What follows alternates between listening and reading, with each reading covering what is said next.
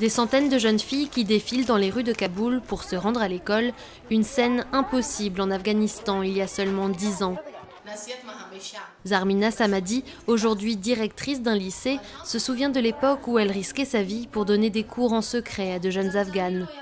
Mais les choses ont bien changé depuis 2001 avec l'invasion du pays par les États-Unis et la chute du régime taliban.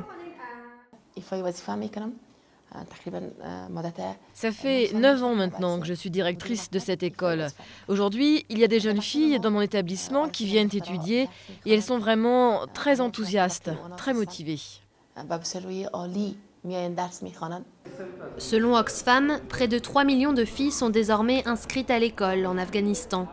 Progrès aussi au niveau politique, le Parlement compte 28% d'Afghanes, une représentation féminine parmi les plus élevées au monde grâce à l'établissement d'un quota. Mais malgré ces avancées, qui se limitent surtout aux villes, la menace des talibans plane toujours sur le pays. J'ai été victime plusieurs fois d'attaques de la part des talibans. Ils ont essayé de tirer sur nos voitures et nos convois et les hommes de mon service de sécurité ont été blessés.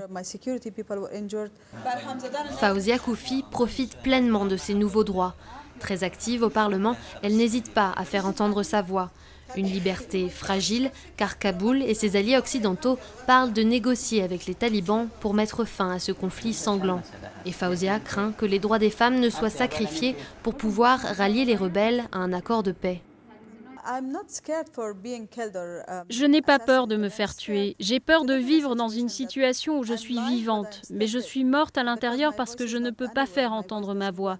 J'ai peur de ça et c'est pour ça que j'ai peur d'être une femme sans droit. J'ai peur d'être une femme sans voix. Les troupes de combat de la coalition internationale doivent en principe quitter le pays d'ici fin 2014. Les militants affirment que les droits des femmes ne doivent en aucun cas être un point négociable si le gouvernement reprend les discussions avec les talibans. Dès qu'il y aura des négociations importantes au sujet du processus de paix, il faut que des femmes afghanes puissantes soient présentes. Il faut montrer aux talibans que l'Afghanistan est un endroit différent maintenant. La question est désormais de savoir si l'Afghanistan arrivera à préserver les droits récemment accordés aux femmes et dont seule une minorité d'entre elles profite.